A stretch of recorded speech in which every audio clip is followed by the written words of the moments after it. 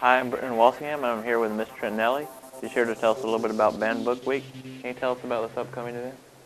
Absolutely. Banned Books Week was created in 1982 by the American Library Association to call attention to our freedom to read and to observe the prominence of the First Amendment in our society. What do you think the importance of this week is on society as a whole? That's a good question. Censorship is generally regarded as suppression of free exchange of ideas and information.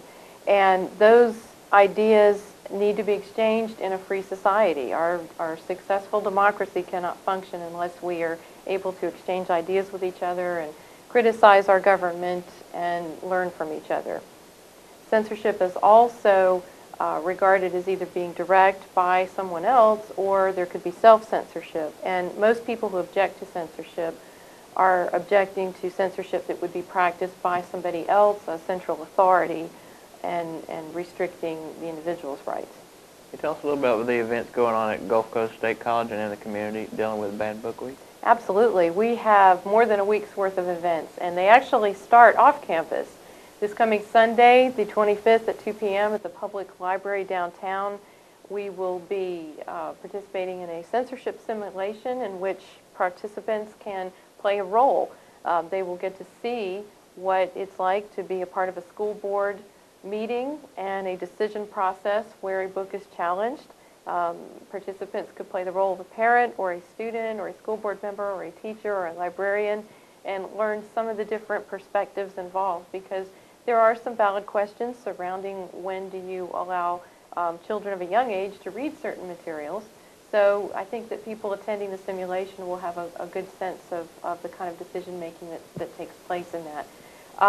We're working a lot in partnership this week with the Bay County Public Library as well as other friends in the community who have been active on censorship issues. And we're really thrilled to have with us the author Chris Crutcher. He will be appearing on campus at 12:30 Tuesday, September 27th at the 12:30 activity hour. And he will also appear later on downtown at the public library at 6 p.m.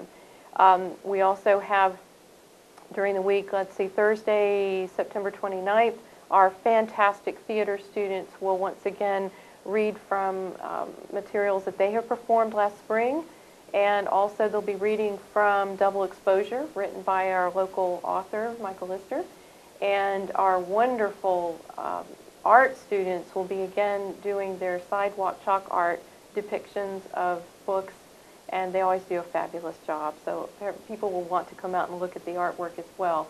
Our readouts, which focus a lot on student activities and student clubs, but we also have faculty and staff joining us for those readouts, and those will commence Tuesday the 27th. We'll have some more readouts on Thursday morning, September 29th, and we're going to carry those over the following week to October 4th when the Gay Straight Alliance will be hosting their own readout also.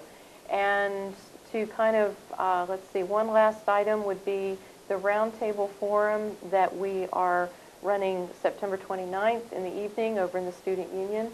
And that forum will feature participants from the 1986 incident here in Bay County.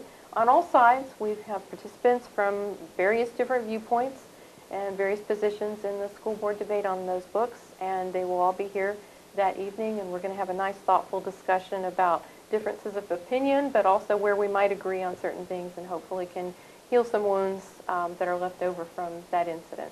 I heard something to do with cake was happening this week, next week? Yes, there will be cake.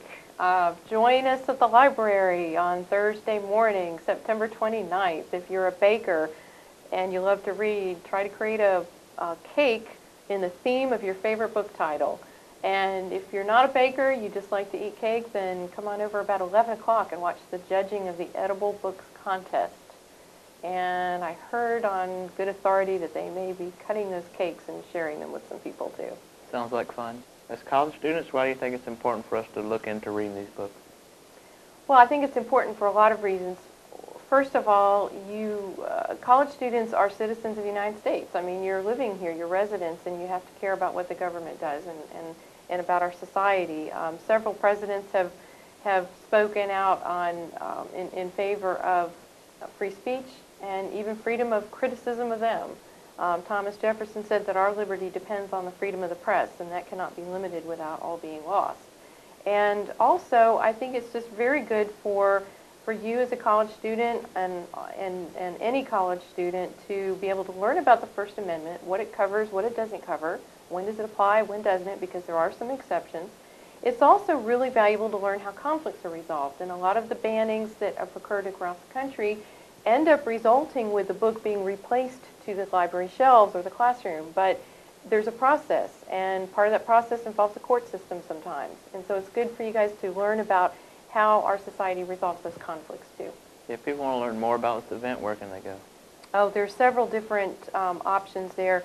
The Gulf Coast State College Library webpage has a section devoted to special events on campus, and they have a page devoted to Banned Books Week. And on that page, there is a schedule of events, and then also some electronic links as well. Books about censorship are featured there also.